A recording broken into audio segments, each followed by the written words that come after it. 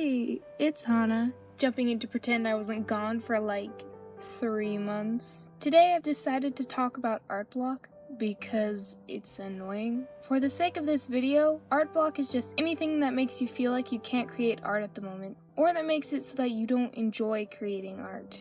As for what I'm drawing, this is Hush, my OC. She's kind of a backgroundless OC. Usually for me, the story and the world and the OC go hand in hand, but for her, this isn't the case, which is kind of nice sometimes because I can just draw her without worrying about her story. Anyway, on to the art block tips.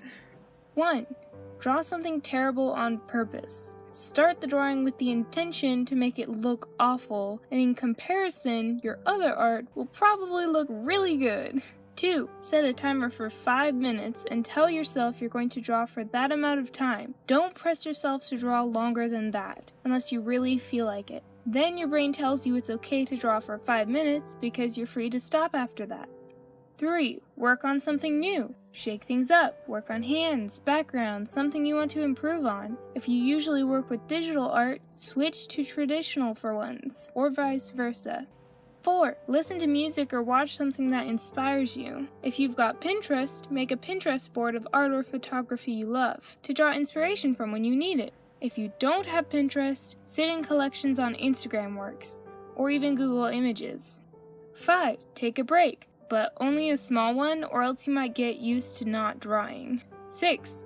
And on the other hand, draw every day. Not only will making this a habit ward off future art block, but pushing through one hard day might just give you motivation and inspiration the next day. And don't feel bad if the only thing you can draw one day is a little doodle, because it doesn't matter what you draw every day, so long as you've drawn something and hopefully stretched yourself a bit. 7. Do some reference studies, like draw some hands or poses with a photograph as a reference. I don't know what other people use Pinterest for, but I use it entirely for art references, aesthetic stuff, and fandom things. Even if I don't draw line for line what the pictures are, it's nice to just look through the images and find some inspiration to draw those things. That kind of thing really helps motivate me to, say, draw a full page background. 8. Random word generators. If you can't think up an idea, this might help. On the subject of random generators, I recommend sprinkle.net, especially if you like designing OCs. And then you can always find random word generators with one quick search. 9. Redraw something. This is like the drawing with references thing in that you don't always have to try as hard to think up a new pose, and you also get to see the improvement you've made since the first drawing. 10. Look up some prompts and challenges and just draw something based off of them, like draw the first song that comes up in your playlist. Anyway, thanks for watching guys, and subscribing if you did that. I hope you can get some motivation from this. Even if you don't think your art is very good now, if you keep trying, you can improve. Love you, and have a good day! I just assumed I'd play the part